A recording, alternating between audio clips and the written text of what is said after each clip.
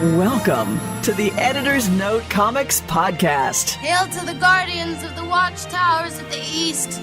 Central Maine's best comics podcast. By default. Maybe it's a sign that you've got an extraordinary destiny. Here are your hosts, Zach and Jared. Expecto Patronum! Welcome back yet again. We are here and we are talking magic. Yes! Shazam! Good job. I've been working on my magic spells. Are you ready for another one? Abracadabra! I'm playing her today, by the way. Just so you know. With your tea? I'm drinking tea. Just don't slurp. Don't be like... I won't slurp. That would be bad audio. Top marks and points, if anyone listening to the podcast can tweet at Junior Rich what blend of tea I might be drinking tonight. I bet a good number of people will be able to guess it. Well, I'm drinking the show interactive for our Ed heads. I appreciate I'm here you for all. them. But I'm back. Was at the con over the weekend in Rhode Island with all of the famous people. The most famous, and of course, I mean Christian Slater. Christian Slater was there? People were all about Christian Slater. I'm like, yeah, you've been in stuff. Yeah, he was an Interview with a Vampire, Robin Hood, Prince of Thieves. What else was Christian Slater in? Some of those terrible video game movies. Was he involved with Batman somehow? No, not Christian Slater. If one of those guys, if I saw on the street, be like, "Oh, I'm aware of you." Did he still have his typical late 80s, early 90s haircut? I didn't really see anyone. I was sequestered away from the famous people. Were they like sequestering you away from the famous people to protect you or to protect them? It was more just, it was such a large space. This covered 2 whole convention centers. That's true. It was the Dunkin' Donuts Center and the... Yeah, it's just like Rhode Island Convention Center. They connect with like a sky bridge. But I met a living legend over the weekend. My time away from the booth. We already talked about Christian Slater, so yeah. let's... The living legend of Christian Slater. Yes, please tell us about your encounter with Stan Lee. We were like 2 shooting stars passing in the night sky, briefly in each other's presence. One enhancing the other. Did he call you by name? No, he didn't even look up. Or barely.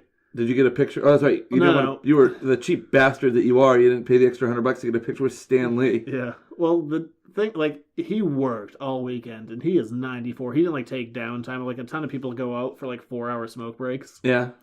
He worked. Go to a panel. Go to a signing. Go to a photo op. He worked all weekend. He hustled. Well, I feel like if you're 93, you don't have time to smoke. You're just trying to enjoy every last moment that you have. And I saw some people, because I had a lot of fun also reading internet comments about people who were freaking out at the con, which is actually my highlight of the con, was watching Facebook comments. Really? Because, people would be in line for hours on end and just watch it. For Jeffrey Dean Morgan was the big kind of screw-up. They oversold him. Ah. So people were literally in line for 9 hours to get an autograph. That's a long time and some people fainted from panic attacks because it was taking so long. That's a long time to be in line, A. But B, that's a long time to be signing your name. Well, that's the thing. He wasn't always there. That's why it wasn't moving, because he was doing other stuff. Oh, oops. But my favorite was a guy who had 3 comments about 15 seconds apart. He's like, at Rhode Island Comic Con, where is he? Regular text. Yeah. Second comment, 3 seconds later, where is he? All caps. Another comment 2 seconds later, identical to the second, where is he? You're going to see this guy getting shriller and shriller. Yeah. Where is he? Where is he? Where is he? What was the best costume you saw? The best cosplay? Probably an Ariel from Little Mermaid. Really? Because there was this dress that the girl made to act as a fishtail that was hyper elaborate. It's hard to describe. It just went on and on. Was she wearing the seashell bra? Yes, but that wasn't. It was the dress that was. Oh, the dress is really what grabbed your attention? Yeah. Oh, okay. And I wanted to play a drinking game. Every time you see a Harley Quinn or a Negan, you do a shot, and then he'd be dead in 5 minutes. A Harley Quinn or a what? A Negan from Walking Dead. Oh, okay. Is he the guy that had the bat with the... Yeah. Okay. Yeah, every time you see one of those, you do a shot. And if you did that game, you would die. Yeah, they were... In 5 minutes. Or your liver would be about the same as Stan Lee's. There's a Harley. There's a Harley. There's a Harley. Oh, God, there's a Harley Negan mashup. 2 shots. Oh, no! That happened. Meeting Stan was, quick in and out. I go open my page, and his vision is gone. Yeah. So it was his people were, literally, taking his hand and be saying, sign there. Yeah. And so he didn't, so he had no idea what he was signing, probably? Probably not. I mean, I, said, oh, there's, last book he worked on with Fantastic Four, blah, blah, blah. And What did he say about that? Did he have anything to say about it? not really. He was just like, oh, thanks. And Did he give you a big old Excelsior? no, I mean, he was literally signing for a few thousand. Like, because you had to buy these tickets in advance. I thought they'd be limited. A couple thousand people. Wow. At $100 a pop? The man hustled all weekend. So you're saying like a couple thousand people at $100 a pop? Yeah. $200,000. And that's just for signatures. That's not even counting the photo op or the Stanley VIP experience. What was in the Stanley VIP experience? I don't know. I guess they got screwed. So I'm told. Wow. Because you have the autograph, the picture. What else could you add? Like Stanley, like, autographs a body part, maybe? I think it was like going to like hanging out with like in the same like the green room with him or something. I don't know. But and there was supposed to be like a swag bag that never showed up. Wow. I know. So why do I feel like this was like there were a lot of like great things, but there was a lot of like screw ups? Oh, it's like big shows. There's always waits, and there's always. I mean, everyone oversells everything always. It's like going on an airplane. They oversell and hope that everyone won't show up. Did you And it turns out everyone showed up. So whoops. Did you see a lot of like the same people every day?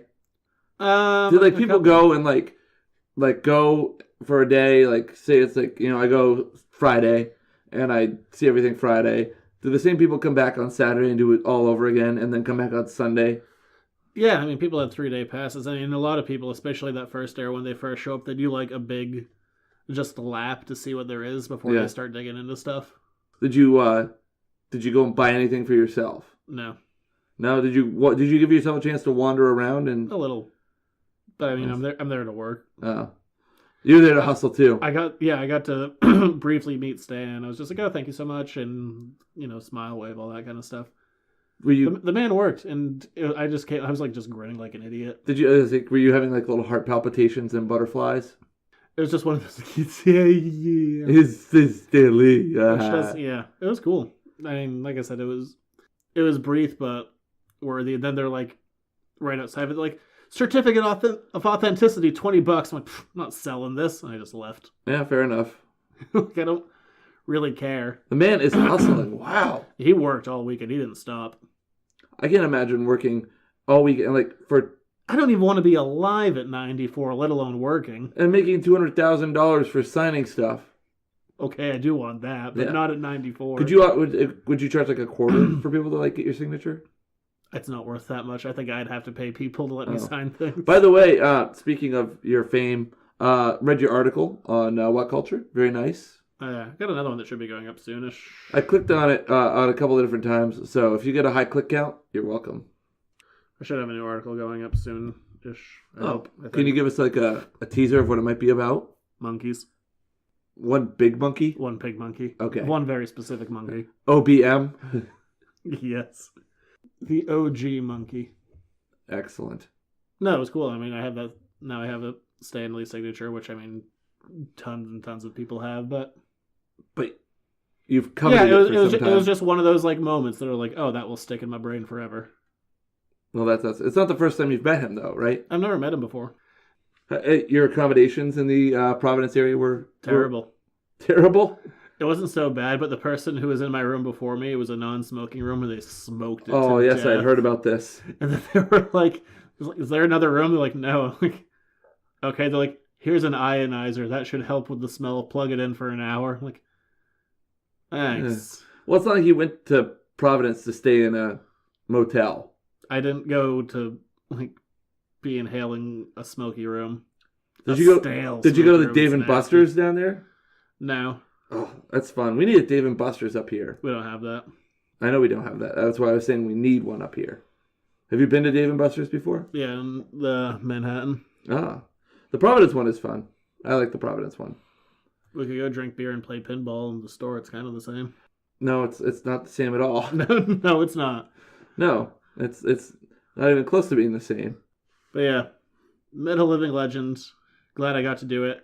And my fear of him dying immediately after meeting me did not happen. Well, it would have been a definite trivia answer. Who was the last person to get a Stanley autograph? No, it's something cool, and it's something that's up, and I don't see me getting rid of it. Well, no, I hope not. I mean, it definitely probably has some more personal value now. Yeah, and I don't care. Actually, I don't care if I'm offending these people. And I will refrain from strong language. I dislike people who go to these things and get things signed just to flip them. Yeah, I get that. That's not why I'm there. And I don't care about, like, buying people's autographs. Like, oh, this is signed by so-and-so. Like, if I'm not there, there's no story behind it. Generally speaking, even buying, like, art, I don't like to just order art offline. I want there to be some, like, it needs to have a story. Otherwise, it's just, like, a thing. You want to have a connection to the art. Yeah, and the same thing with autographs. Like, people like, buy this, it has so-and-so's autograph. I'm like, I don't really care. Yeah, well, there you go. So people go and they're just, like, in line, and they make the line hours and hours long just so they can flip things later on eBay. I don't like it, and generally I don't think the artists or creators like it very much either. No. It's kind of negates the point. Yeah, and so someone in line was like, oh, you should have got that certificate, for like a rainy day. I'm like, that's not what this is for. No. For a rainy day, that's if the rainy day ever came, those would be the things that you want to hold on to. Yeah. No, I'm not going to flip it. Well, that's good. Simple as that. And I hate you if that's why you go to shows. If you're listening and you do that, don't be that tough. guy. I don't care. I dislike why you're there. I don't like your methods, and you're ruining it for everyone else. Who's the most interesting person you met this weekend? Stan. Okay. Well, who's the most interesting person you had an interaction with? Okay. That you didn't have to pay to have. There was, so not the hookers. No, I think the weirdest one. There was a guy who came up to my table. He's like, "Hey, what can you tell me about these books? I bought them at a flea market. What should I get signed by Stan?" He was talking about one of the guys who's on Comic Book Men. He's like, "I was gonna go find this guy Ming, but I couldn't find him. I guess I just should have followed the trail of prostitutes. But I'll just talk to you instead." I'm like, "What? What are we talking about?" Why would he think that you're the start of the trail of prostitutes? By the way, no, he was just like, "I'll talk." It's like it's a really bad Dan Brown novel. Like, I think this guy, like, he's married, he's working, so I don't what's happening? Why are we? No, go away. Follow the trail of prostitutes. I had another guy. He was talking about, like, Stan's vision and his signature. He came up. It's like, the most upsetting thing happened to me at another con recently. Like, I have this Mjolnir prop replica, and I had Chris Hemsworth sign it, but he signed it in gold. And then Stan Lee signed it, and he signed right over it. I'm like, that's hilarious. He's like, it's not hilarious. It wasn't funny at all. Like, it was really upsetting. It's, like, super upsetting. He ruined the whole thing. I'm like, no, it's unique. You have a one-of-a-kind thing and a story to go behind. He's like, no, it's the worst. And I'm like, wow. Sorry, no, it's funny. How this man sounds like he was beside himself. And it was like, I think that's pretty funny. I'm like, or he'd be like, Stan was just being like that Hemsworth guy and just signs over it. I'll show you who the real king of Asgard is. I thought it was funny. He didn't. See, this man is having a mental breakdown and you're laughing at him. Yes. Outstanding. But it was for something that happened a while ago, too. It wasn't even, like, at that show. He's still that upset. That just makes me think of the guy in 40-Year-Old Virgin when he's, like, unwraps the toy. That's Aquaman! And he's been unwrapped from the box! It's ruined! I thought it made for a good story. I think it's a great story, and it probably increases the value. He didn't agree with me. Well, that's because I guess it was because, like, when I had Stan sign my thing, like, his staff was literally pointing like, Stan, sign there, and this guy said, like, Stan took his, like, I got this, spider friend. He signed it. Excelsior. Like, fuck Hemsworth. He didn't say that last part. Do you think Stan was drunk? No. No. But his vision's gone. It's not funny. It's not funny. It's pretty funny. It's hilarious, I think. That was one of my favorite interactions. That's awesome. Let's get into the news. Before we get started, does anyone want to get out? It's time for the news. A lot of news this week, so I'm just going to try and burn through it. We're here to inform and give occasional opinions. We already kind of knew this. Michael Keaton has been confirmed as the Vulture in the new Spider-Man movie. Yes, we knew that. But now it's confirmed. Good. And poor Sam Raimi must be just, like, sad and crying alone in a corner. Because he wanted the Vulture for Spider-Man 4, and then they're like, no! And they rebooted the series. And they proceeded to ruin it with 2. Well, actually, I didn't hate the Amazing Spider-Man movies. He wanted Malkovich as the Vulture, which I thought would have been really good. That would have been great. But now we got Keaton instead. You know what movie's not out yet? Star Wars Rogue One. Many movies. Deadpool 2 isn't out yet, but Deadpool 3 is already in the works. Wasn't Deadpool 2 delayed? No, they just lost the director and composer. Oh, okay. But Deadpool 3 is going to be In addition to Deadpool, also an X-Force movie. X-Force was greenlit a couple of years ago, and it was one of those off and on things. For those who don't know what X-Force is, it's kind of the Wetworks team for the X-Men. Okay. They're supposed to be undercover and just, we need to go kill a mutant baby, so X-Force, go. And Deadpool's been on that team before. They're like, Deadpool, go kill a child. He's like, I have mixed feelings about this. One of the few things he does have mixed feelings about. Killing children. I guess that time his baby mama was tortured and murdered. That would be upsetting. Probably the perpetual cancer that he has. That was also probably disconcerting for him. That time he thought his child had been killed. That would cause me to have some issues, yes. All right, let's move on to more happy things. But yeah, so Deadpool 3 is also going to be an X-Force movie, which they're not exactly a lighthearted group, so he might be a weird fit in there. I don't know. I know nothing about X-Force. Like, it's really just, we're going to go murder some things. X-Force sounds like a cleaning product that I'd see on late night TV. It's super murdery. That's really all they're about, is just killing people. If I were like selling X-Force cleaning product, it'd be like, murder stains on your tub with X-Force cleaner. Gets blood out like no other. I'll probably have to. This X-Force you speak of. Tom Holland has confirmed that he has a 6-picture deal with Marvel. Well, what he said, he's like, I have 3 Spider-Man movies and 3 solo movies. I think he meant I just have like 3 Spider-Man movies and 3 other movies. Yes, I think that makes... Because otherwise he's, which is kind of low compared to some of the other contracts that people have going on, but, 6 movies is still 6 movies. 6 movies is 6 movies. That's a lot of money. And I don't know if that counts for Civil War already, if that's beyond Civil War. Probably includes Civil War, because they probably already inked into that deal prior. Yeah, because, what Marvel does now is they don't get into a Robert Downey Jr. situation where they have to keep on shelling out cash as they book people for, 6-picture deals, 9-picture deals. Even if you are a minor... useless B character, you get a 6-picture contract. We'll talk about big picture contracts later on in the show, believe it or not. I think I actually remember some of this. It was all on my news sites when it was coming out. I was aware of the news at the time. Signing young child actors to 8-picture deals. But even the that little kid from Iron Man 3, he has a 6 or 9-picture deal or something. There you go. Just in case. So. Keep him locked in. We got our first look at Kong this week. This is coming out Wednesday. There should be a new trailer out today. We'll talk about that next week. You're excited. I'll have some thoughts. You had some Kong-sized excitement going on when I walked in the house tonight. He looks good. He looks big. Yeah. Star Wars has one more trailer out. It's our international trailer. Yes, it looks very Asian with the script. Yeah. Well, yes. It retreads a lot of the stuff we've seen before. But this trailer spoils a little bit, which I'm happy to spoil for you now. Oh, thank you. You saw it. And it's on a trailer. The Kyber Crystal? Yeah, we saw that Jin has one of those. But really the big spoiler is, I bet that city is going to get blown up by the Death Star. Oh, wait, it does. Well, we got to see that just straight up. I'm like, oh, so that city's done. Good night. And we do. So we'll see the Death Star fire, but not at full power. And every website was with more Darth Vader footage. One other clip of him looking. Yeah, it was away, a quarter second of Darth Vader. I know what he looks like. I've never seen Darth Vader before. Seen him in a movie or two. Yes, perhaps.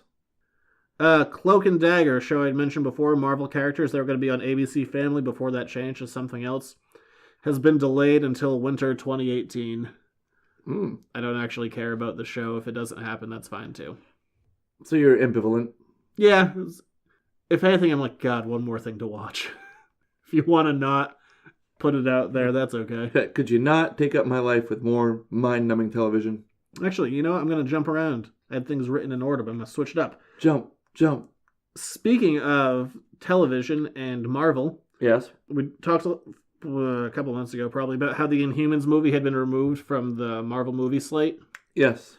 Well, now it is going to be a TV show on ABC, and they're going to have the first 2 episodes screened in IMAX. How do you feel about that? I kind of don't care. If anything, I was like, they're interesting, but there's the royal family, which is kind of the core, and a few other Inhumans, but I don't know. They're okay. They're characters that have been around for a really, really long time. If they can do something on a week-to-week basis, great. I mean, most Inhuman stories that I can think of, though, aren't like Inhumans being in the forefront. They're there more as supporting characters to other groups.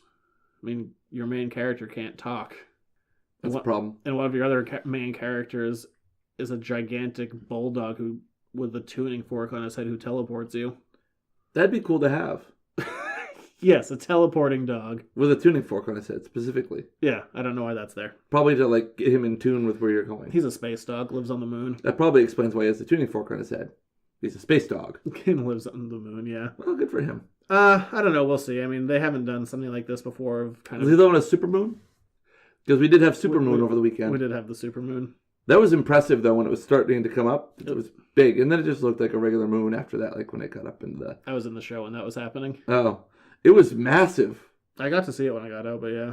Coming up the hill over 202, heading towards Augusta, as it was coming up, it was like, oh my god, I'm going to drive into the moon. The moon is actually there, causing a traffic snarl. But, I mean, I don't know. IMAX getting involved. This is kind of a first time in history deal, so we'll see. It might be good, it might be bad. It's Marvel TV on ABC is okay. So we'll see. I mean, maybe if they're teaming up with other people, who knows? I'm not against it. I'm not for it. I'm just like, all right, that's where they're going. I guess they're not going to be part of the movies. There's just so much stuff. Yeah. But we'll stay on TV. Things I'm excited for. Why The Last Man? When we were asked like what I want to see adapted, this was one of my two answers. Yes. The other one was Runaways. They're both getting made into shows now. But they found a showrunner in Michael Green. He's going to be co-writing the pilot episode with the original writer of Why the Last Man, Brian K. Vaughan, who used to be one of the writers, I think it was the first season or second season of Lost, so it's not like he's a stranger to TV. Your thoughts on this? Good. It was a 60-issue arc. Tell the story. Don't overstay your welcome. Give me an entertaining monkey named Ampersand. I do like the name Ampersand. It's a good name for a monkey. Yes. York is a practicing magician who has a monkey, and all of the men die for some reason. And here he is with his monkey Ampersand. And all the women. And all of the women, except for the ones who died when planes crashed and cars crashed and everything terrible that would have happened if literally half the population dropped all of a sudden. Most of the women. Yeah, most of the women. More women than I have a chance with. Yeah. But it's an amazing, amazing series. I love it a lot. And if Brian K. Vaughan's involved with the show, hopefully it'll be good. I'm just glad it was supposed to be a 3-picture deal before, and they were looking at Shia LaBeouf to play York. I'm like, no. Don't ruin it for me. No. And now it's not going to be him, so yay! Happy times, sir. Back again. It came out for Guardians of the Galaxy 2 news. It turns out the Ego the Living Planet, Marvel got by a trade with Fox. Really? Yeah. I guess James Gunn had done the whole script just assuming that Marvel had Ego, and they didn't. Fox owned it. Uh-oh. But this worked out because they traded with Fox for the Deadpool movie to have Grant Morrison's character, Negasonic Teenage Warhead, drastically altered in appearance and powers. And Marvel said, okay, but we want Ego. And Fox went, okay. Oh, it's like fantasy football, but on the comic book scale. With a living planet and Negasonic Teenage Warhead. Interesting. It's probably it's like a third round waiver wire deal, maybe. I don't know. What else do we got? Got announced today, a new Green Hornet movie is in the works. Ooh, is it going to have Seth Rogen? Oh. That movie was awful. It was interesting. It's terrible. I also don't know how I feel about skinny Seth Rogen. I like the cappuccino he got every day from his manservant, Ming. Who's the guy that chills with the Green Hornet?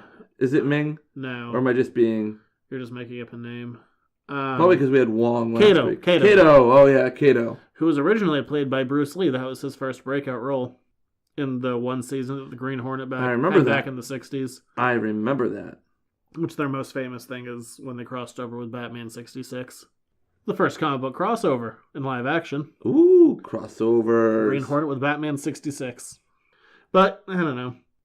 The last movie was garbage. They treated it like a comedy. It wasn't funny. It wasn't good. The action was crap. Hopefully this won't be awful. Do we know who the Green Hornet's going to be? No, I mean, they just announced that it was happening today. Okay. And then we got, I think the last thing is to talk about are a couple of trailers. Ooh, yes. We saw some trailers. Let's talk about the boring one that I care less about, especially now that I've seen it. Justice League Dark. We knew this was coming. Yes. I don't care. No, it looks like standard kind of cartoony. But it looks like it's following up with the same style as what do they call it? Justice League War. I think you can find it on Netflix still. It's really standard fare, really dull, and this is clearly in that same vein. And Didn't it have like a knockoff discount kind of Doctor Strange? That was Constantine. I love Constantine. He's a great character. Okay, but he's British. He's a chain smoker. He's constantly drunk, constantly cursing, bisexual, and he's besties with Swamp Thing. But is he kind of like he's also magical. The DC version of the Sorcerer Supreme? No, that'd probably be Zatanna. No. Or her father's something else. He's definitely making the same motions that we saw in Doctor Strange and the same kind of mystic art. Yeah, no, he's still a magic-based character. But Good for him. He's also a massive prick, and he's entertaining and very British. He has a cool thing. He's a cool name, Constantine. And if you're hanging out with the Swamp Thing, you're not that bad. There was that terrible movie with Keanu Reeves that was all about him. Don't watch it. It wasn't good. What about The Toxic Avenger? You remember that? Yeah, watch that. That's a great movie. That's Trauma with who was the guy behind that? Lloyd Kaufman, is that his name? I don't know. He's a little old man who has a really messed up sense of humor and sensibility. Go watch The Toxic Avenger. It's a good time. He made a cameo in Guardians of the Galaxy because that's where James Gunn got to start, was working for Troma. Oh. And it took me out of the movie really fast because there's just one quick shot of him just turning like that. Lloyd Kaufman? Now we know. Really pulls you out of the movie if you know who he is. Well, I tend to try and stay in the movie. Also probably don't know what he looks like. No, I have no clue. So there you go. They did have Swamp Thing in there. That's the only part of the trailer that kind of got me like, ooh. He's like, you dare attack the green. And then they don't show him like, yeah, Swamp Thing, more of that. More Swamp Thing, less human. I'm a big fan of Swamp Thing. There was that nice little throwaway line at the end of the trailer. Yeah, with like, Batman, your life sucks. How do you deal with it? I have a butler. Yep. Good for you, Batman. And the last trailer that came out this week, and this is something there's been a ton of news about, but I've never spoken on because I have no authority on it whatsoever. Ghost in the Shell. Yes. That trailer looks like it's an amazing movie. It looks like it's going to be a visual, just stunner. So, quick background for all the news I haven't talked about. Ghost in the Shell was manga, and I forget, it was the late 80s, early 90s. It was adapted into an anime, I think 95. I have never read it. I've never watched it. I'm not an anime guy. You are a hentai guy now. Ew, that's so great. It's so nasty now. I don't know. If people like it, that's fine. I've never really tried it out. Anime or hentai? Either. Okay. But I don't know. There's just something about it. It's like so hyper exaggerated. It's never been able to draw me. And I'm sure there's plenty of good ones out there. It has massive diehard fans. I've just never really given it a chance. Now, the director is the same guy who directed Fifth Element, correct? Yep. But the big hubbub here was that Scarlett Johansson, a white lady, was playing a traditionally Japanese character, and people were super pissy about it. I ultimately didn't care because I didn't know the property, and I wasn't looking forward to this movie in any way, shape, or form. And then this trailer dropped this week. And now I really want to see it. It looks really good. It looks so good. And I guess a lot of the shots in the trailer are being pulled like right from the manga, frame for frame kind of deal, mirroring it. But so I don't know it, and I haven't seen the anime. And I think I've actually, so far, not messed up anime or manga in defining what they are. Doing pretty good because I usually mix that up. I don't know either. Manga is the actual like comic form. Anime is the animated one. Oh, okay. And I usually mix them up because I don't care. Yeah, and I knew anime was like cartoon. Yeah. Although if you call it cartoon, fans of anime will like have your head on a pike. I don't know. This trailer looked really good. Like I was like, oh, I think I want to go see this now, which I wasn't expecting. No, I'd seen like the trailer kind of like as a pop up on Facebook, and kind of started to watch it, but got sidetracked by something a couple of different times. And hentai? No, not hentai. Don't look that up if you don't know what it is. Yeah, do yourselves a favor. But no, I'm excited for it, which is funny because I didn't care at all until this week. It definitely looks like it has a nice sci-fi feel to it without, diving too much into it. Feels like it may almost like a iRobot Minority Report kind of thing. I mean, it looks a lot like kind of the Fifth Element sensibilities. So you got that too. Some of the visuals of what I imagine are like either Hong Kong or Tokyo are unbelievable. All the neon lights, the holograms and whatnot. It looks great. I'm looking forward to this now, which I wasn't until I saw some footage. So good on them. They got rated my R. money. Was it? I think it said R on the splash page. I know Justice League Dark said that. I'm not sure if that one is or not. Oh, maybe that was the one that was R. I was like, because I was surprised. I'm like, really? Yeah, on the MPAA splash page. Yeah. But that'll do it for the news this week.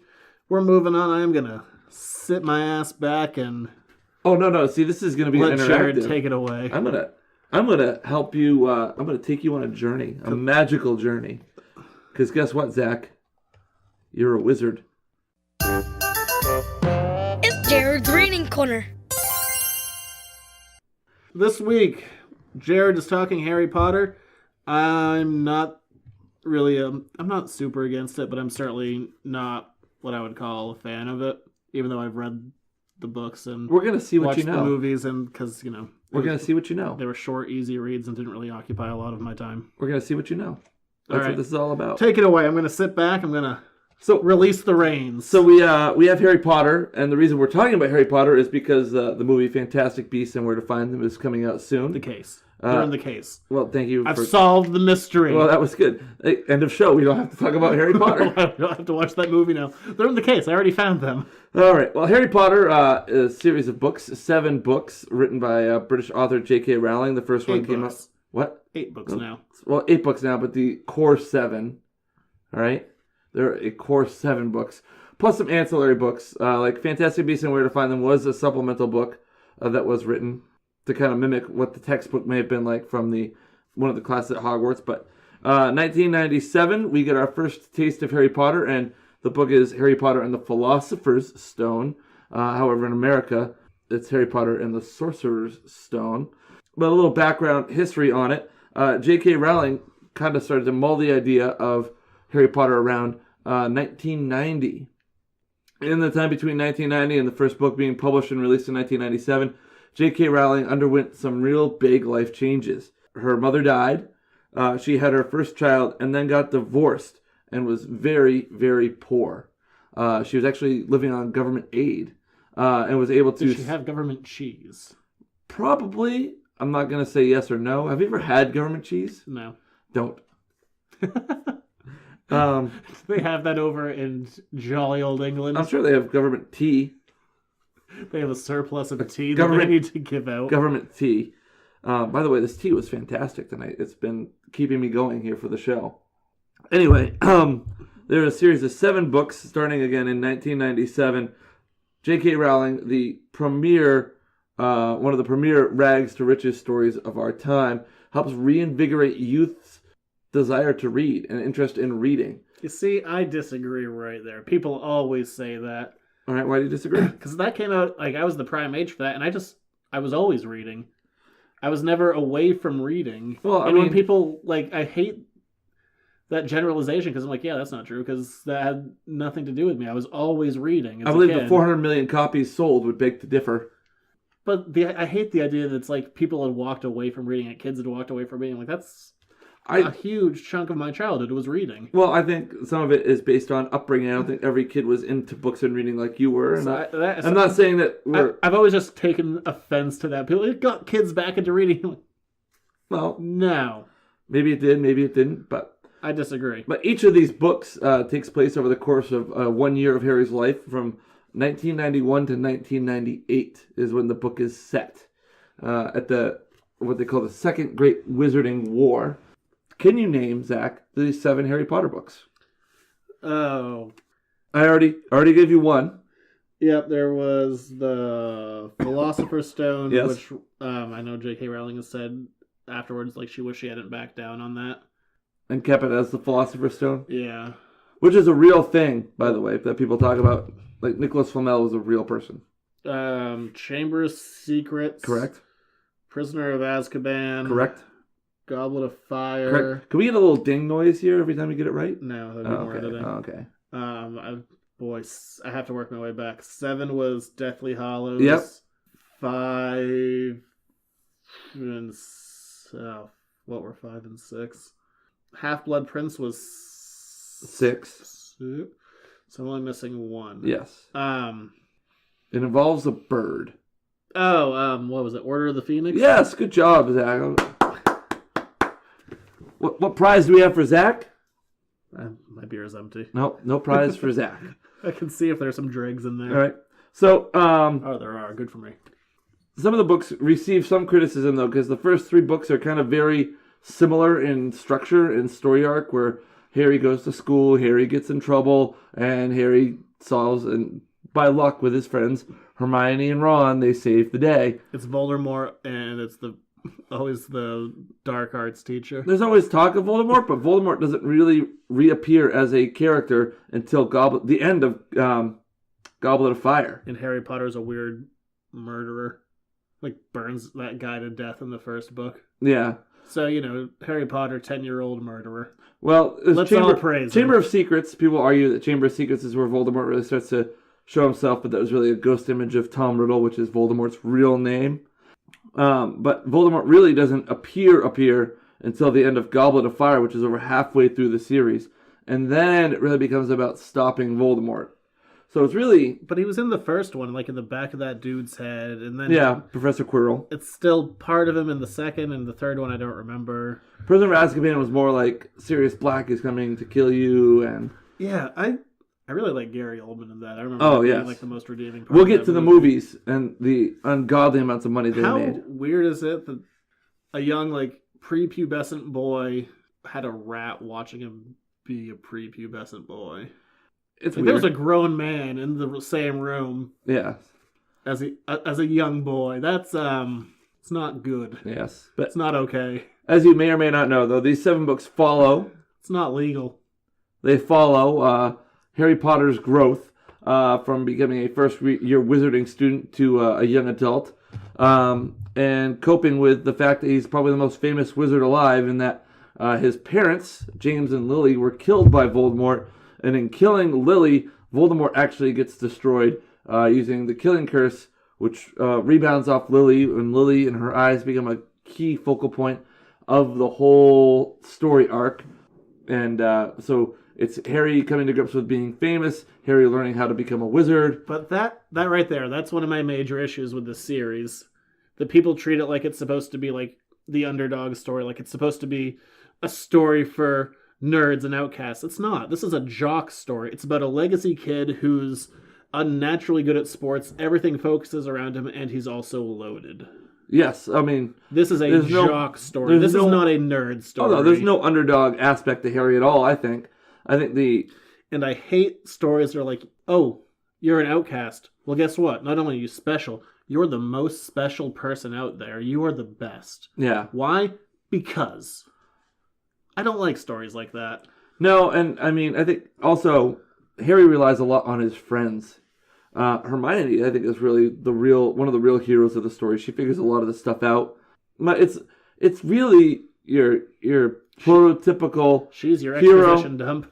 Yeah, your prototypical hero who saves the day, but has the buddy sidekick who kind of flubs his way into being successful. The really smart girl that's part of the team, and a cast of characters all around them. It's almost it's like a buddy cop movie almost, except for the buddy in the buddy cop movie gets the girl and not the cop.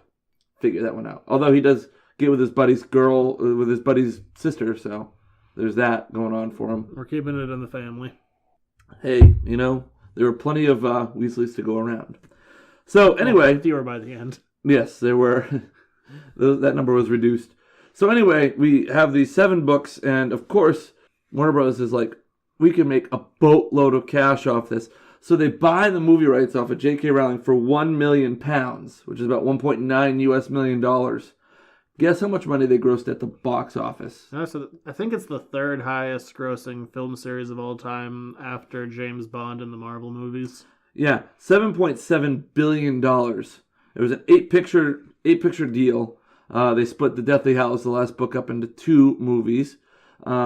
So each movie brought in just under $1 billion at the box office. Incredible amounts of money. The first movie was 2001, Christopher Columbus, Chris Columbus directed the first 2 movies. Yeah, and boy, did he do a truly awful job. Yeah, those 2 movies are almost unwatchable. The pacing is so bad. There's some good there. The set design is amazing. The casting, spot on. Pacing, I mean, they're kid actors. I can't fault them that much, given their age. But the acting in general, just the direction, everything. This movie, those first 2 movies are boring. And that's why he was replaced as director.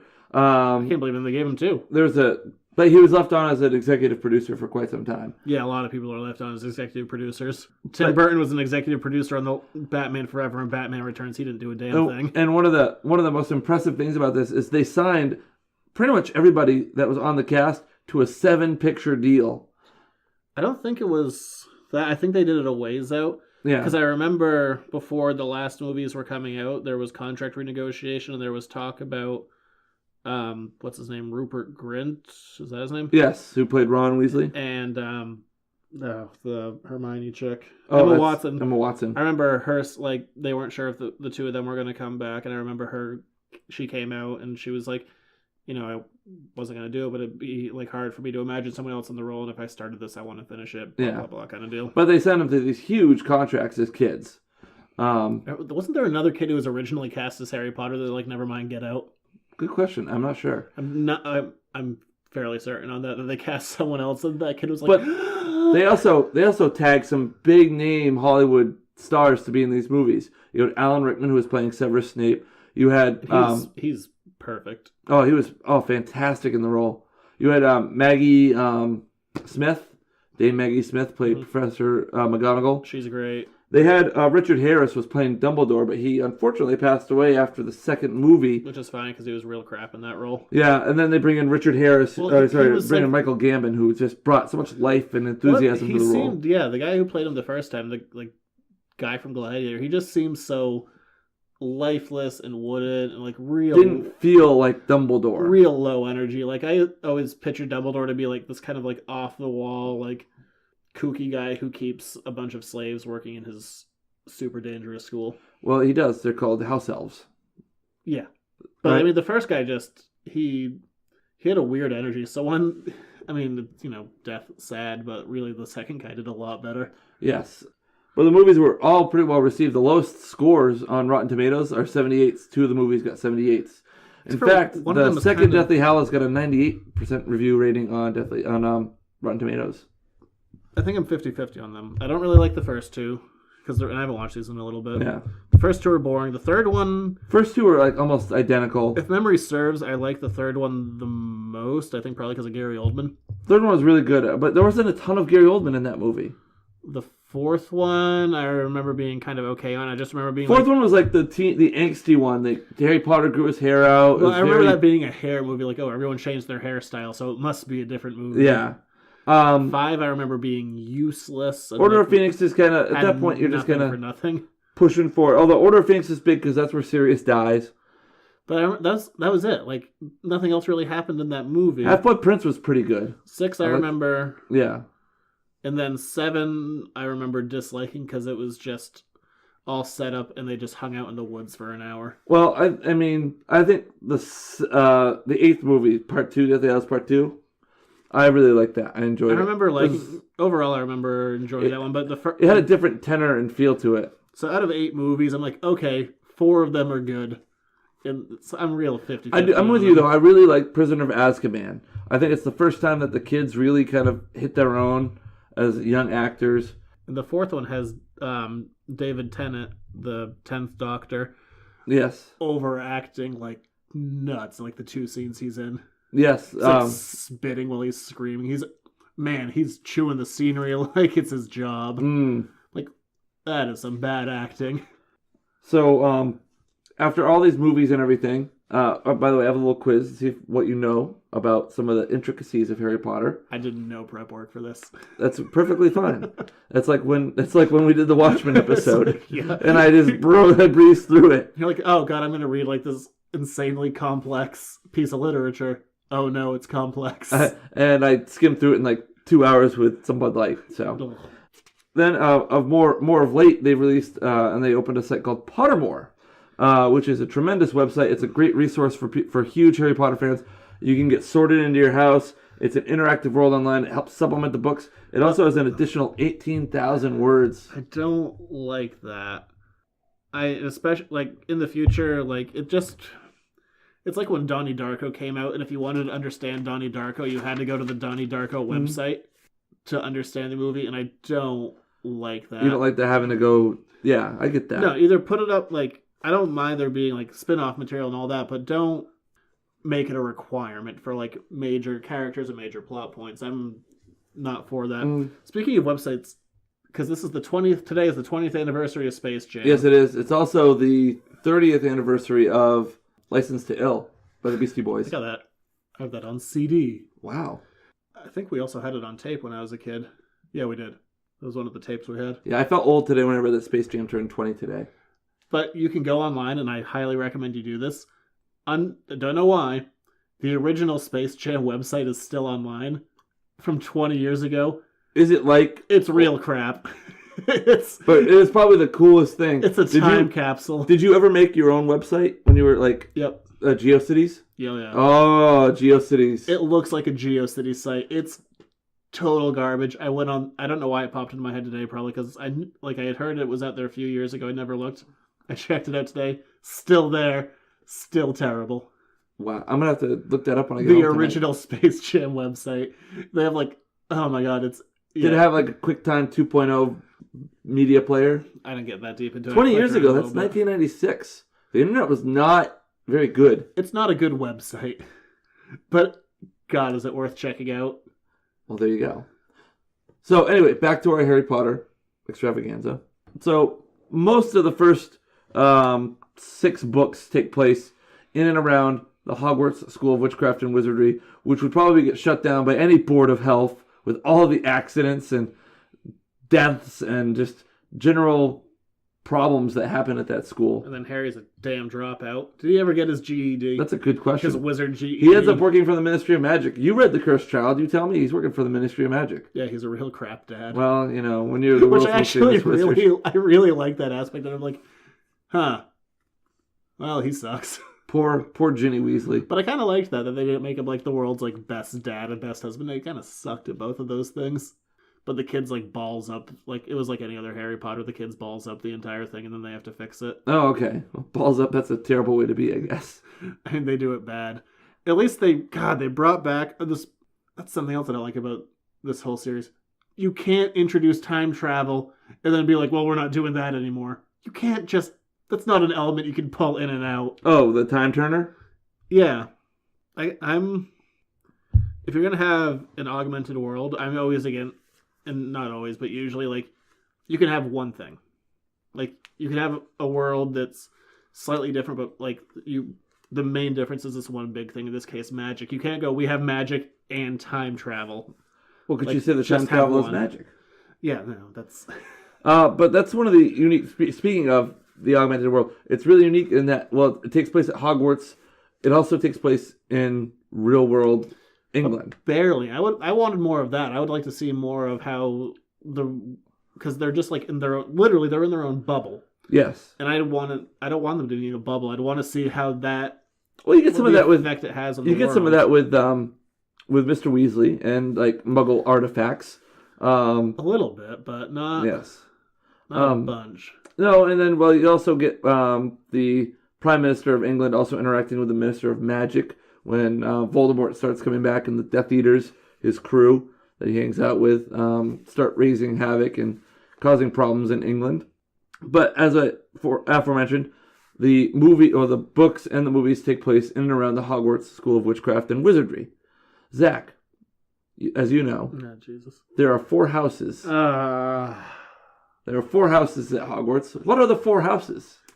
Gryffindor. Yes. Slytherin. Yes. Hufflepuff. Yes. This last one's the tough one. Everyone kind of forgets about this one. I don't think I can get it. What is it? It also involves a bird.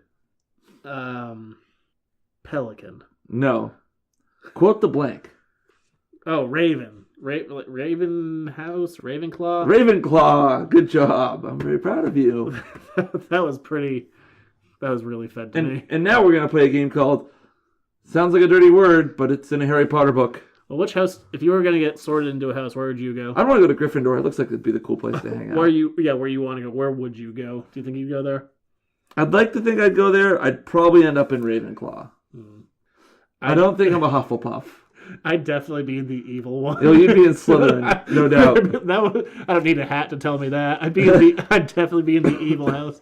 But I wouldn't get along with the rest of them that well. Each of those houses named for one of the 4 founding people of Hogwarts, by the way. All right, so we're going to play a little game called Sounds Dirty, but it's not. It's in a Harry Potter movie and book.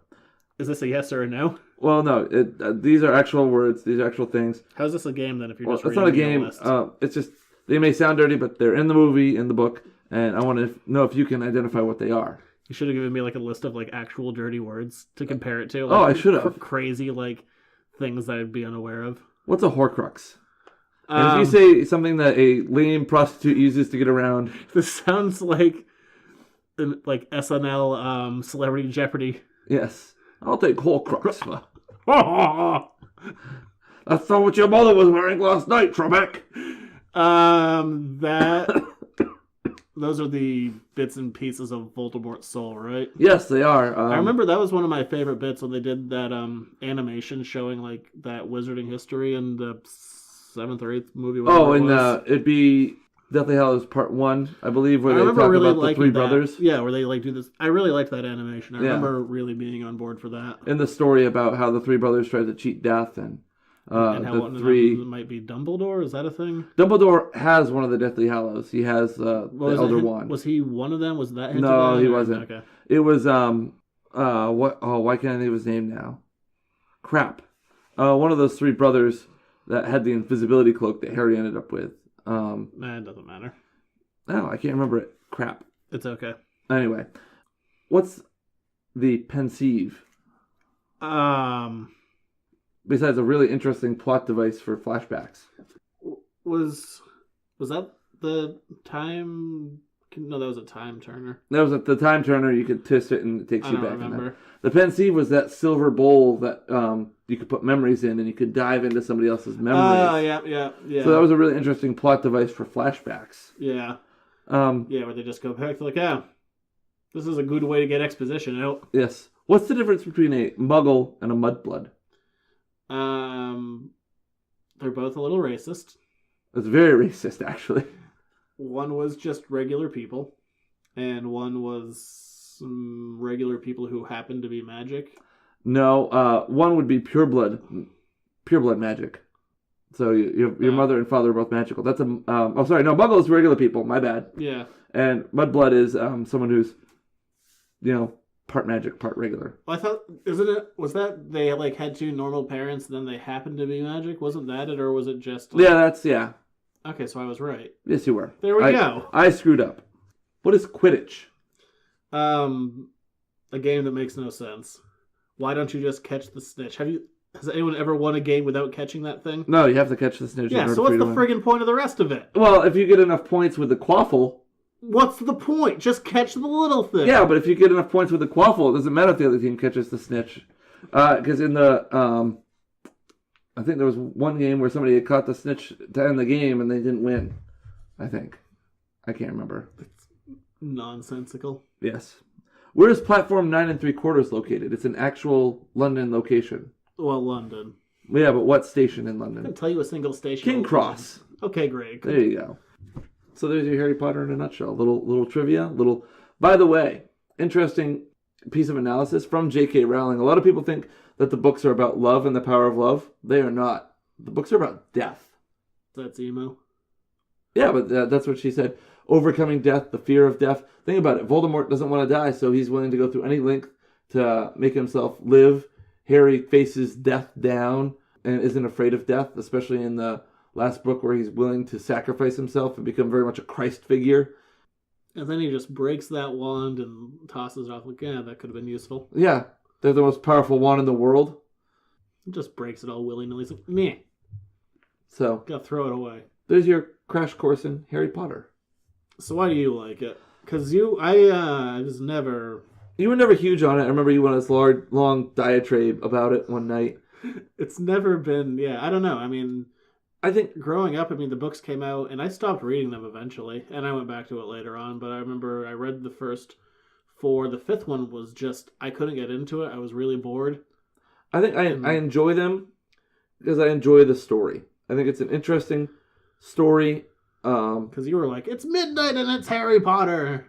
Well, yeah, it was cool to get the book. I don't know. There was something about the story. Initially, when it was first coming out, I was not about it. And then weirdly enough, I saw the first movie. I'm like, oh, this is a little interesting. I want to read the book, see how it matches up. It kind of hooked my interest in it. Is there any reason Ron has to ride that stupid night piece when he can't just hop off it? No reason. No. Okay, Ron's dumb. For the movie, it's for the movie.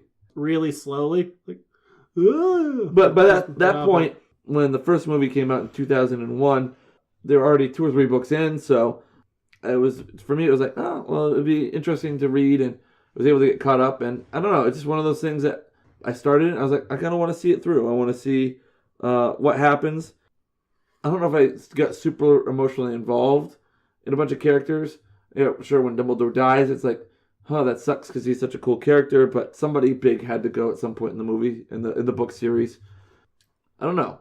I mean, it's very formulaic. I think there was a lot of things that you knew A was going to happen, then B, then C, then D, and everything kind of turns out okay at the end. I think that's what made the last couple books real interesting, is because at the end, it's kind of like everything goes to crap. Dumbledore's dead. Voldemort's running around wild. Harry's like, I've got to find these Horcruxes. And that's the one thing like that for me is like, with the Horcrux search, there's very few clues as to where these things may be, and he just kind of stumbles upon them. It felt very rushed at the end. I would have liked to see them stretch the search for the Horcruxes out over time. And he also knew... that last book was it's an easy read, but it's also a brick. Yeah, there's a lot happening. So many loose ends to tie up from 6 previous books. That's the other thing. But there also is a graphic novel of Harry Potter, the illustrated version. Yeah. So why do you think people got so into this? Because if I have a real big complaint about Harry Potter, it's the fans. Everyone lost their damn mind, and God forbid if it wasn't like, especially like for people our age, like if this wasn't like your life, then you were the devil. I think people were getting like fanatic. It was like the first time in their life they were getting fanatic. I'm like, I've been a fan of things for, practically my entire life, and everyone lost their damn mind. I think part of it was the accessibility of it, because there were other book series at the time. What was the one with the mouse? Redwall. Yeah, Redwall. There was that. I never really got into that, and that was kind of. I think that was I enjoyed. I read that. I didn't read all of them, but I read a good chunk of them. But those I think were a little denser and a little more complex. These were pretty straightforward. They were formulaic, and they were easy to read. Kind of like why people read Dan Brown novels and feel smart. Because every chapter is a cliffhanger. Yeah. And they're all 3 pages long. But I think that plays part of it. I think also the movie aspect of it tied into it. So it kind of, the way that they layered the movies and the books with the releases as the movie started going, I think helped spark some of that interest. So it was always happening. There was always something. Every year there was a book release or a movie, from 1997 through 2008, 2009. So it was always something new. Harry Potter was coming out for well over a decade. So I think there was that part of it too. And look at the age range and that bubble. Kids start reading it year 1 and they grow with Harry. Well, that's people. I remember like when the last movie, I think it might be even not the last movie, the last book was coming out. Like, I remember talking to a couple of people. They're like, "Oh, I don't even like really like it, but it's just that I've grown up with them." Like, shut up! Of course you like it. Otherwise, you wouldn't be obsessing over it. Yeah. Like, own it. For a lot of people, like at the end of like it was their childhood. They grew up through it. So I don't know. It never hooked me, and the way that it got everyone else and how aggressive people got about it. There's a lot of complaints about alleged ghostwriting, that J.K. Rowling didn't write a lot of the filler pages that she kind of sketched out, and there were ghostwriters that worked on some of the middle stuff, that she didn't write every single word in the series. There's also, she had written the ending a long time previous to when they got to the book. She knew how it was going to end. Obviously, she would have to know It wasn't directionless, but I think she wrote the ending or the last. I think she wrote like the last 2 sentences on a cocktail napkin somewhere. I thought that was how it started. I remember like her in a coffee shop or something. Or maybe in a coffee shop. Again, remember the woman was almost penniless. She had gone through a tough divorce, had lost her mother, single mom. So yeah, I don't know. It's just I don't know. It's one of those never weird. Been a thing for me. It's one of those weird cultural phenomenons that happen in our society. That there are a variety of factors. I don't think you're ever going to get a full, complete explanation as to why, but it happened. And but at least like a lot of age pop culture stuff, I was on board for. But this one just. But also, I think it helped more so than Redwall probably, because Redwall to me was more like Lord of the Ringsy. This was a little more modern with like a fantasy twist to it. I guess by the time this came out, I'd already been into stuff like Star Trek, Star Wars, Batman, Turtles, Spider-Man. I've been into that stuff for years. Yeah. And then Harry Potter came out and people, at least our age, treated being a fan like it was something novel. I think that's probably part of where your disconnect with it is, because you were already into the fantasy and whatnot, and some people maybe weren't into fantasy like that. Or even like X-Men, The Hobbit, like these were all things I had done at this point. Yeah. When it came out, and I was still, you said, in 97. Yeah, I mean, I was only 9 years old, but I had still, I'd grown up with all this stuff, and I was... But I think the accessibility of the reading made a difference. I mean, not every kid is reading X-Men comics and watching Star Trek. Well, I remember the big thing I read as a kid was, Redwall was up there. There was stuff that when I was younger, like Thornton, and this is real old, like childhood stuff, but I read all of the Thornton Burgess books. There were 70 of those. Yeah. And I loved, when we were a kid, I loved Animorphs. I read those every month. Oh, the Animorphs, I fell Goosebumps. Off, yeah, Goosebumps. Wasn't not as much Goosebumps, but I read a ton of those. Animorphs I eventually fell off of. I did end up buying the last one just to see how it ended. But I mean, even that series, I read the majority of that. But I think... So when Harry Potter came out, it just wasn't a big deal to me. Because you were used to the serial reading. But I think what it did do was it did open the door for more serial type novel series like The Hunger Games, like Divergent, like Twilight. And when it was found out that there was a market to have multiple books in a series with a long-ranging arc, I think that opened the door to some of that. So that's why you get some of your Twilights and Divergent, Hunger Games, and so on from the success of Harry Potter. All things I don't care about. I read The Hunger Games. I read all 3 of those in a weekend. I enjoyed The Hunger Games. They were fine. I thought the second one was really a waste of time because it was just a retread. It was, well, it's the middle, it's the filler piece. It wasn't done like a good middle act should be done, where everything goes poorly for everybody. And I didn't even watch all of the movies. I stopped. I watched the first 2 movies. I need to watch the other 2 movies just because Jennifer Lawrence is in them. Yeah, I haven't seen them, but they didn't do anything for me. And now Harry Potter is kind of coming back to the front light with The Cursed Child and... which, I mean, I read it. Fantastic Beasts. I read, and that was another one. I read that, in a random afternoon, and it was fine. It was more of the same. It wasn't a bad thing. It still felt like it was part of that world. And, it was just more of the same. The kids screw everything up. They have to fix it. Yeah. The adults are pricks and don't believe them for some reason. Yeah. So, I mean, I don't know. It's an interesting part of our culture. It's an interesting part of that late 90s, early 2000s culture set. They did do one thing in that new book/play that I really like, where they do alternate timelines, and I'm a big fan of alternate timelines. An alternate 1985. Somewhere the normal timeline skewed off! I always like that stuff, so they do that. I'm like, ooh, alternate. There's a bit of fun there. And then we have this movie coming out next week. Which explores wizarding in America. Yeah, but 5 more movies. That's a lot of movies. And it's a prequel. Yeah, because prequels are always so good. We love prequels. Can't wait for next month for another Star Wars prequel. Yes. It's what it is. And we'll see. Eddie Redmayne's also kind of a real hit and miss kind of guy. He does a good job or overacts an insane amount. But I don't know. I mean, I haven't seen the movie yet.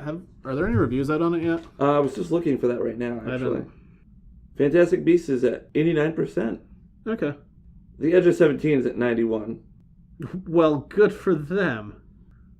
Boo, A Medea Halloween, 22%. God, I hate the idea of that. Jack Reacher, 38%. Consensus. Fantastic Beasts and Where to Find Them in the briefcase. Draws on Harry Potter's rich mythology to deliver a spin-off that dazzled with franchise-building magic all its own. Okay.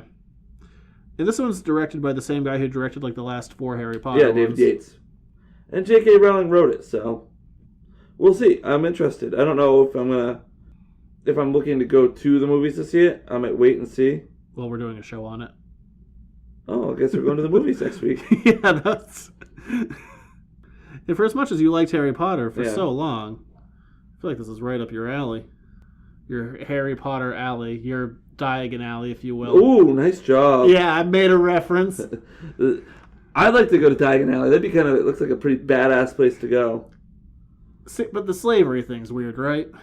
With the house elves? Yeah, that's... But you can free the house elves. Give them a sock. Give them some used underwear or something. Yeah, but most of them are slaves. And they're all just fine with that in the 20th century. Yeah.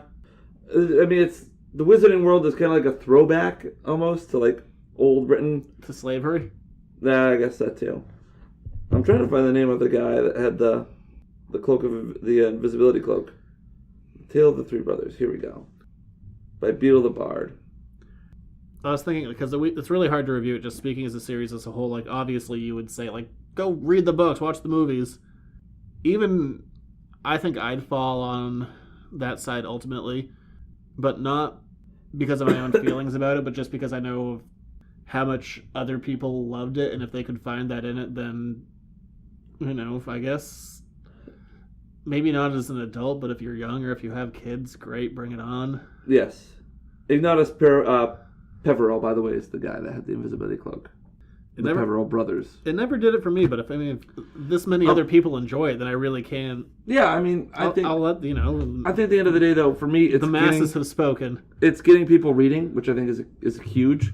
And I know you hate that argument, but the book series has sold over 700 million copies. In 73 languages. Wasn't that one of the ones that, like, when it came out, like, they were releasing, like, special hardcover editions for adults who were too embarrassed to be seen reading Harry Potter in public, so they had, like, blank covers? It may have been.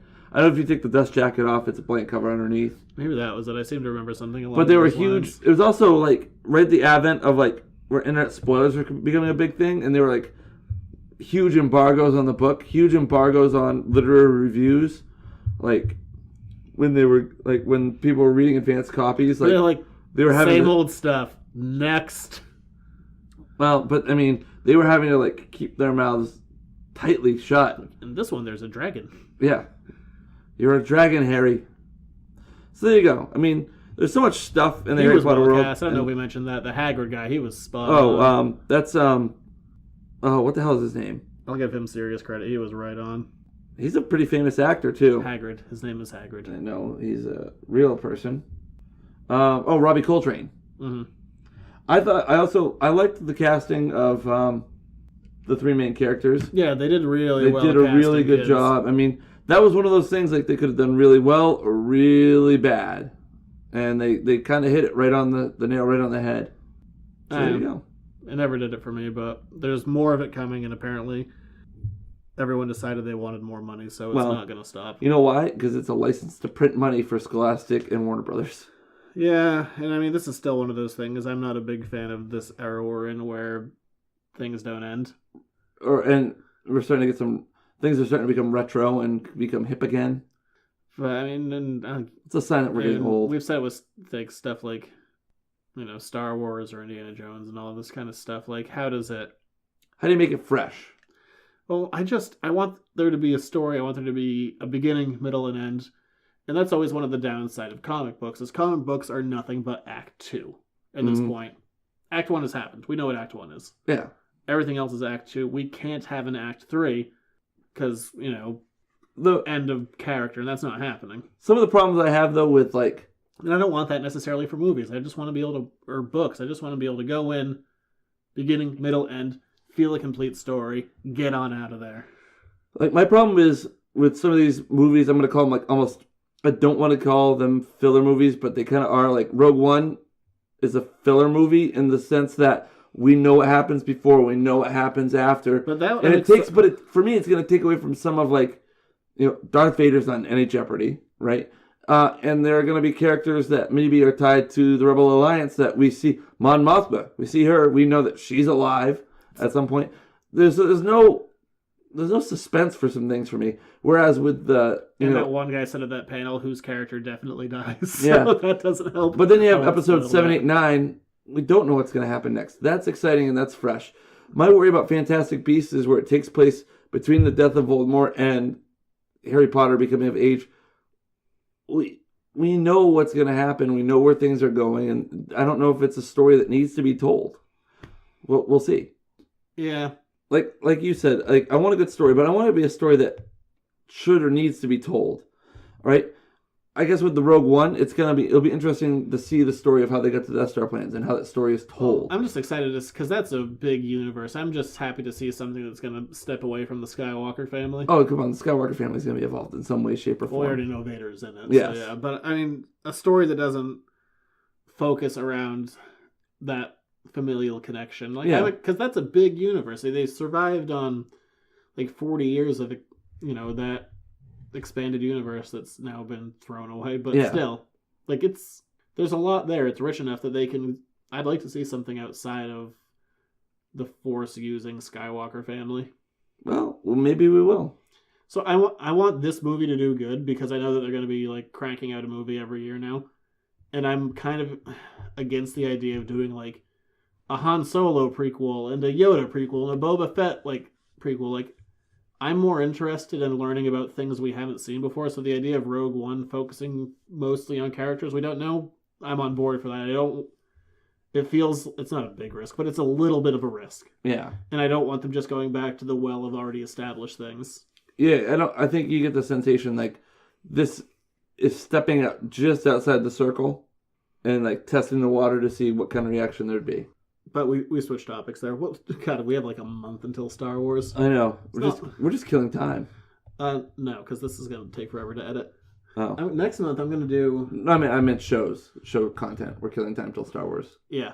Well, we have all the Christmas shows. Oh, yeah. I'm going to do I'm going to watch everything in order right in December. I'm going to, right before the movie, I'll do the prequels, and then I'll do that, and then I'll do the 4 after post-movie. Oh, really? So I'm going to do for what is... that'll probably be an annual thing, I imagine. Where you just go from start to finish? Do a complete watch with however the new movie falls in place. Oh, that's an interesting little tradition to start. And I've done that with... the last example of this was... I remember I did that for The Hobbit, too. When the last one... I treated it the same way. I do 1, then I do the rest. Then I did 2, then I did the rest. And then the last go, I was all right, 1, 2, 3, 4, 5, 6. I sometimes... Have you ever done this? I did this on a day once. Watch all 3 Lord of the Rings extended versions, just back to back to back. No. I did that once. No. That was a long day. It'd be a very long day. It was a very, very long day. I can't sit down for that long. It was it was almost 12 hours. Yeah. That's too many hours to be sitting. I couldn't do that. Yeah, well, it was a rainy, crappy day. Or even people who marathon all the Marvel movies before the new one comes out. That's too much. That's too much. At this point, it's 20 hours. It's a lot of... It's too many hours. There's only 24 hours in a day. What do we have for letters from the editor? Yeah, we're going to move on to our news... not a news section. Same old section. Oh, okay. Letters to the editor. Here's your letters to the editors. To submit your questions, email us at editorsnotecomics@gmail.com. Now, this one's going to be a little bit of an amalgam. Because it's not... Ooh, an amalgam. It's not a direct thing, but it's more... And I don't even know how I'm going to word it. I should have thought of it. But more a difference in feedback that I've gotten about both you and me. Okay.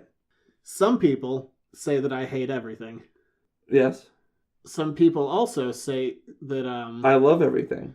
Not that you love everything, but that you're more in a black and white area where, there isn't a big middle ground.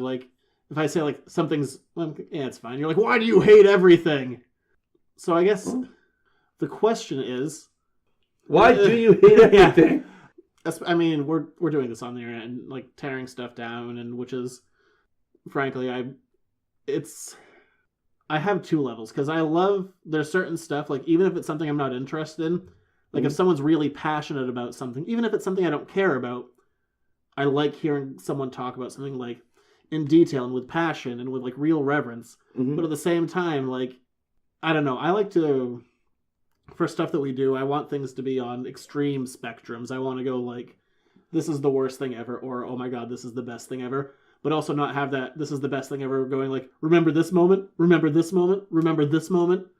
So what is the appropriate amount of criticism for pop culture? Which ultimately, pop culture is many things. It can be utterly disposable. It can totally reflect what's happening in society. Art comes out of strife. What is a fair level of criticism? That's a tough question. Because, I mean, some people say, like, I'm way too negative about stuff. I don't think I'm negative. I think I just have... There's so much out there. There's also... Right now, we're in what I think a really good creative time to a point. I think there's a lot of originality, a lot of creativity, but at the same time, there's also stuff like sequels and reboots, and especially Hollywood, that doesn't take a lot of chances. But we're also not in, like, the extreme 90s anymore, or the weird transition that we had, like, in the early to mid 2000s. I think we're in a real, potentially great time for art, but also a very safe time for art. I think... So what's too far, what's not? I don't even know. I think where you come from sometimes, like, this is just me thinking, is you have such an investment in your pop culture that you want your pop culture to be good. You don't want crap. It's literally my job. So, I mean, I think that's where it comes from, and that's, I think, where people think you maybe have more of a critical eye towards pop culture.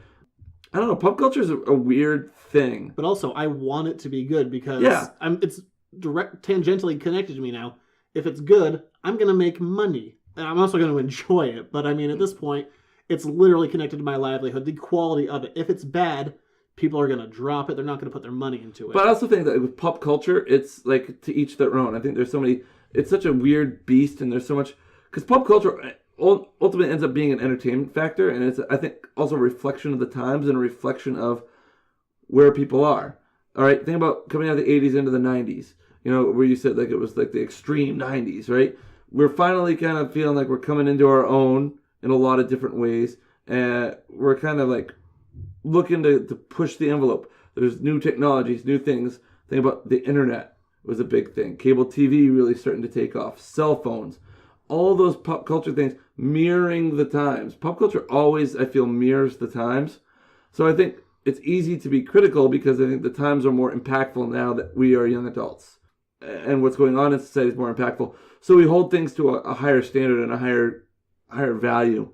Especially, you know, for you, like you said, where pop culture is your life, it's your job. But which also clearly means that I enjoy it. I'm not like, I'm going to go invest every ounce of energy and time I have into something that's, but there are, I don't care about. There are some mind-numbing kind of dumb aspects to pop culture, like, you know, things like when you remember, like, the Octomom, or like watching these, like, TV shows with, like, reality TV seems to be dying, though, which it does. Reality TV had its moment in the early to mid 2000s. But think about some of the different pop culture things that we've been through.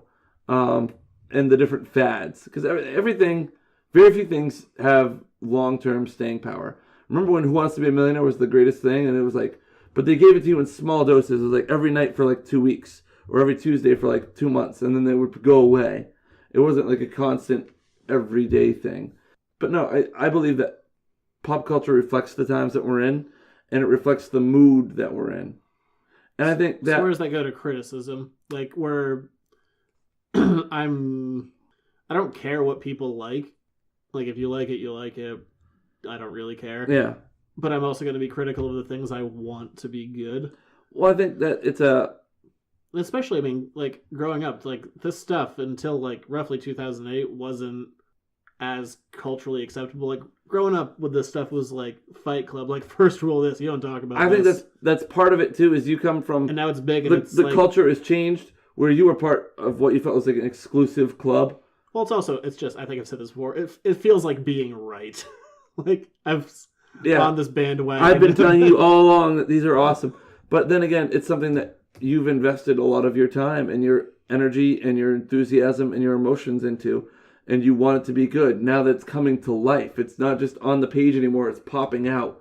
So I think that when you're critical of things and people think that you hate everything, I think it's not that you hate everything. It's that you're so invested that you want this to be good because this is what you've grown up with and you want it to be everything that you've always dreamed it to be. I love the things that catch me off guard. Like this comes out tomorrow and it's not doing as well as it should. But I think I was reading the new issue of Kong that comes out tomorrow, and like the best moment in it is like they're fighting a ton of dinosaurs, and because they have multiple Kongs at this, it's a prequel thing. Yeah. But they stab a dinosaur through the face with the skull of a Triceratops. I'm like, that's amazing. It just comes up behind them, BAM! I'm like, that's awesome. Wow. I don't know what to say about that. But stuff like that, I'm like, that's so... I mean, that's horrific and violent, but it was just weird and unique and caught me off guard. I'm like, ooh. Those are words I've never heard piggybacked. It's so horrific and violent, but cool. I think for people to understand where you're coming from and why you're so critical of things, I think it's because you've pictured how these things are in your mind's eye. And then when they don't live up to that, it's kind of like, I can understand where you'd be disappointed in some things. Where I think I'm more open and like, yeah, it's enjoyable because I didn't grow up with it. So for me, it's my first exposure to it. I didn't have these expectations. You know, that the cliche phrase, and it's cliche because it's true, that the book's usually always better than the movie. Because we generate these images in our mind and we generate these thoughts and these feelings of like, this is how I've always thought this was going to be. And now I get to see it come alive, and it's not what I thought it was going to be. But I'm also a big proponent of like what you like and like it how you want. Like I hate people who are like, oh yeah, I tell you, you didn't read the comics. Like I would like you're not a real fan. Like doesn't like they're a fan of the movie. It doesn't matter. They can enjoy it however they damn well please. Yeah, it doesn't matter. It doesn't diminish it for them or for you. People might get a little too invested in your reaction to things. Oh, Zach doesn't like it. What the hell? I liked it. Zach didn't like it. I don't care. Like what you want, it doesn't matter. Like it how you want, it also doesn't matter. You can be a casual fan or a diehard fan. None of this matters. No. Well, that's not true. I mean, really, art always matters, so that's not 100% true. But I mean, you and I could look at the same picture and have totally different feelings and thoughts about it. Does it change what the picture is? No. It's my interpretation versus yours. And then you're getting into a whole deeper subset of, well, look at backgrounds, look at culture, look at feelings, look at what the things. Yeah, we have a super different cultural background. Couple of young guys, white guys from Central Maine. But no, I think they could do a whole show on the psyche of Zach. But that's where I stand on it. You're all never mind. And my voice is you can all just like what you want. My voice is at its end. I stand by being. It's also just more fun to be critical than to be like, yeah, whatever. The being for bad listening, it was fine. Yeah.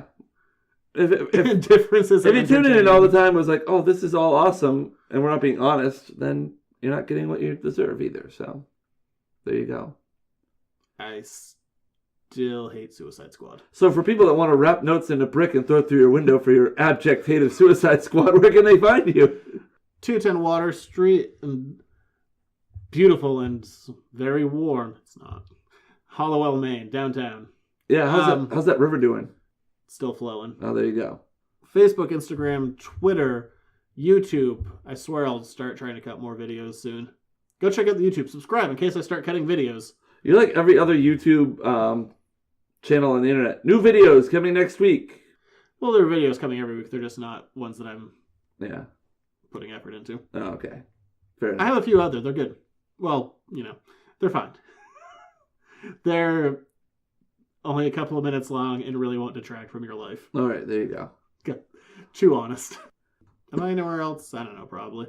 You're on. I'm accessible. Facebook, Instagram, Twitter. The Gmail and... The Gmail. The rest. Yes. And do you tweet? I do tweet. On the Twitter, @JuniorRich. Remember, guess what type of tea I was drinking tonight on the show? This is 2 weeks in a row I haven't had beer on the show. Me too. That's a lie. That is a lie. Next week, the return of Bud Light. And the return of Harry Potter. The return of the Mac? No. Let me guess, you didn't like that song. Got overplayed. Most things did in the 90s.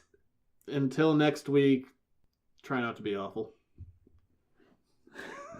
That's the best catchphrase. Until next week, Try not to be awful. Thank you. Good night.